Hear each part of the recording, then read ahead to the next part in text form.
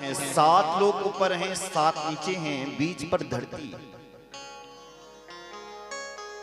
बोले इन 14 भुवनों में वही धन्य है जिसके अंदर भगवत भक्ति है, जिसके हृदय में भगवान के लिए भक्ति नहीं है, जिसको ये पता नहीं है कि मैंने मनुष्य का चोला क्यों लिया है, क्यों मैं संसार में आया हूं, क्या मेरा कर्तव्य है, क्या मेरा कर्तव्य नहीं है, मुझे आया कहां से हूं, मुझे जाना क्या है, संसार का धर्म क्या है, हमारा परम धर्म क्या है, उसका जीवन शून्य है।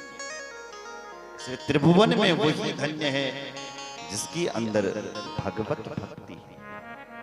और यदि हमारे अंदर यदि भगवत भक्ति आ जाती है तो बोलना भगवान भी ऑटोमेटिक चले आते हैं। निविशति हृदयेशा श्री हरिर भक्ति रे कहा। भगवान जब कुछ बोले कि ये के हृदय में कुछ बैठे, और जब देखते हैं वो परमात्मा कि हमारे हृदय में क्या है, काम, क्रोध, लोभ, मद, मात्सर्य, ईर्ष्या, द्वेष, छल, कपट। अरे भगवान वहां एक सैना जो बैठी, मैं ते जगह नीचे एक बैठने की, तो चले जाते वो भगवान दूर, जगह नहीं है, हाउसफुल, अब नहीं है जगह। लेकिन जिसका हृदय इन सब चीजों से खाली रहता है और जिसके हृदय में भक्ति बैठी हुई रहती है, उसके हृदय में वो परमात्मा, वो भगवान कहते हैं अपना वैकुंठ छोड़ करके, अपना शिवधाम छोड़ करके उस भक्त के हृदय में जाकर के बैठ जाते हैं। हरिरपि निज लोकम सर्वथा तो पविहाया। हरिरपि निज लोकम, अपना लोक छोड़ करके प्रविशत हृदय तेसाम, उस भक्त के हृदय में वो भगवान घुस बैठ जाते हैं, घुस जाते हैं, बैठ जाते हैं जिस भक्त के हृदय में भक्ति बैठी हुई रहती है। बोलो जय श्री राम। आपकी समझ में आया? अगर आया तो बोलो जय श्री राम, नहीं आया तो यूं समझो, एक कुत्ता होता है ना, कुत्ता, वो भी कहीं पर जब बैठता है ना तो अपने पैरों से पहले जमीन को साफ करता है। उसको देखा होगा आपने, कुत्ते को पहले दोनों पैरों से साफ करता है, तब जाकर के कुत्ता उस जगह पर बैठता है, वो भी साफ जगह ढूंढता है।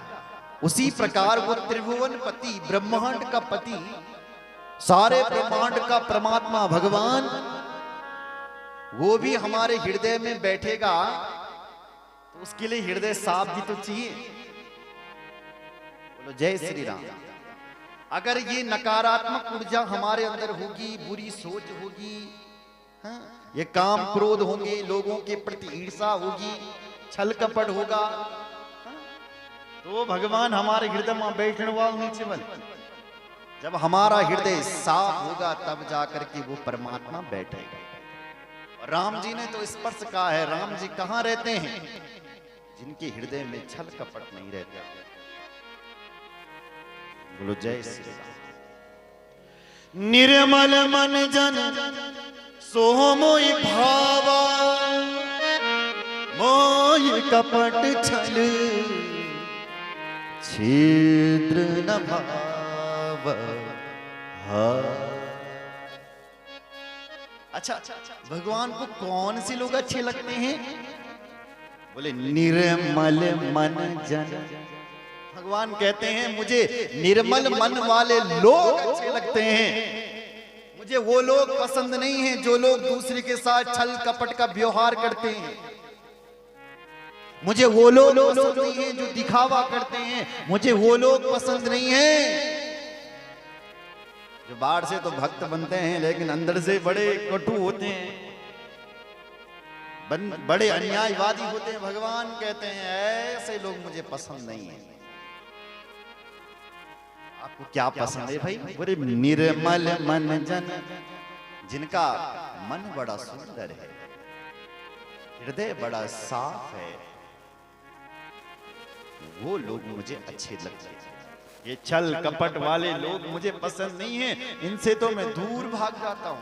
वही कपट छल शीघ्र न भाव। बोलो जय श्री राम। इसलिए भगवान को रिझाने के लिए बाहर की सुंदरता की जरूरत नहीं होती है, उस परमात्मा को रिझाने के लिए अंदर की सुंदरता की जरूरत है। भगवान हमारा मन देखता है, हमारा चित्त देखता है। अगर वो सुंदर है, बोलो जय श्री राम, तो बाहर से सुंदर बनने की जरूरत नहीं।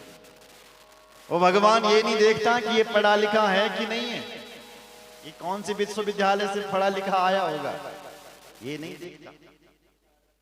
ध्रुव जी की आपने कथा सुनी होगी। ध्रुव जी कोई पढ़ा लिखा नहीं था, अनपढ़ था, और अनपढ़ आदमी ने भगवान को पा लिया। बताओ,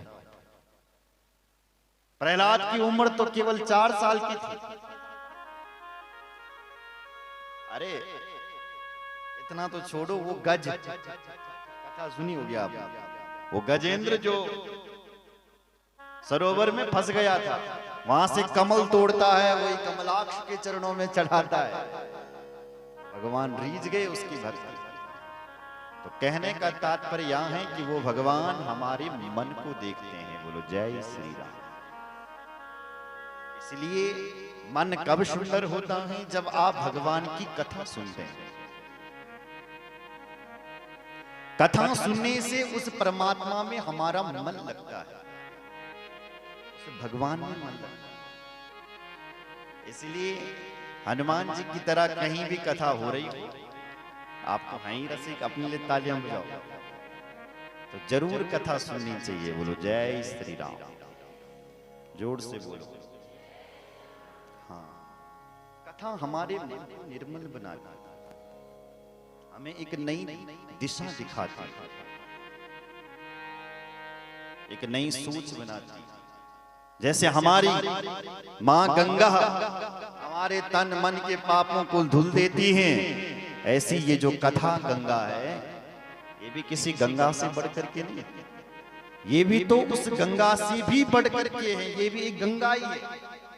और देखो, गंगा जी में स्नान करने के लिए तो आपको जाना पड़ता है, हरिद्वार जाना पड़ल तुम, ये तो यहाँ तो झील आ गई, या ऊपर दरासू से ऊपर जाना पड़ेगा, या गंगोत्री जाना पड़ेगा, उत्तरकाशी जाना पड़ेगा, या अन्य नीचे के तीर्थों में जाना पड़ेगा, जाना ही पड़ेगा।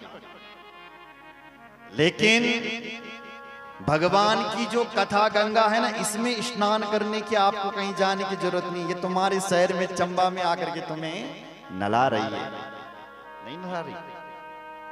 अगर गंगा में स्नान करना है तो जाना पड़ेगा, गाड़ी बुक करनी पड़ेगी, बैठना पड़ेगा, जाना पड़ेगा। लेकिन ये कथा गंगा ऐसी है, कहीं जाने की जरूरत नहीं है। जब तुम्हारा मन करे तब अपने गांव में बुलाओ, इस गंगा में स्नान करो और शुद्ध हो जाओगे, परम पावन पुनीत हो जाओगे। बोलो जय श्री राम, जोर से बोलो। हाँ, और दूसरी बात है, एक बात ध्यान से सुन लो, इस कथा सुनने का अधिकारी भी हर कोई नहीं होता मेरी मां। कथा सुनने वाले को भी अधिकारी बताया गया है। कौन कथा सुनने का अधिकारी होता है? हर किसी को कथा भी नहीं सुनानी चाहिए। और कथा किसके अंदर बैठती है, और कथा सुनने से होता क्या है, तो इन सब विषयों पर आगे हम चर्चा करते हैं। आइए थोड़ा गंगा माता का ध्यान करके फिर आगे। बोले गंगा मैया की जय। भक्त वत्सल भगवान